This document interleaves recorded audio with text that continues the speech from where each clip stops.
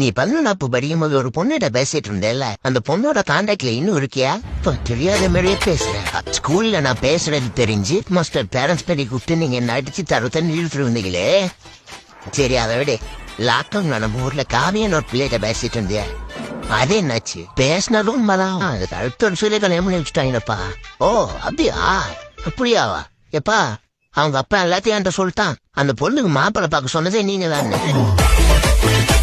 இப்ப எதுக்கு இப்ப அந்த கேள்வி தேவையில்லாம கேட்டுட்டு இருக்கீங்க? ஏன்னா அதுலடா வயசு 28 கல்யாணம் தான் பண்ணும்ல. அதான் நானும் சொல்றேன், 28 வயசாவது ஒழுங்கா ஒரு பொண்ணை பார்த்து கல்யாணம் பண்ணிக்கிற வழியை பாருன்னு சொல்லிட்டேன். பாருண்டா, ஆனா பொண்ணு வீட்டுல தாத்தா கேட்கறாங்களே, இப்ப ஜாதகத்தை எடுத்து கொடுக்க வேண்டியதானே? கேட்டதான் சொல்லுவீங்க, நீங்க தான் எடுத்து கூட்டு பாக்கணுமா? அதுலதான்டா பிரச்சனை. என்ன பிரச்சனை? உன்னோட ஜாதகம் எங்கேயும் மறந்து வச்சிட்டேன்டா. பாப்பா, என்னோட ஜாதகம் பத்திரமா இருக்குல்ல? ஒன்றும் பத்திரமா இருக்குடா, நீ கவலையே படாத. இருந்தாலும் பரவாயில்ல, கொடுங்க, நான் போய் 10 திராசு எடுத்துட்டு வந்துடுறேன்.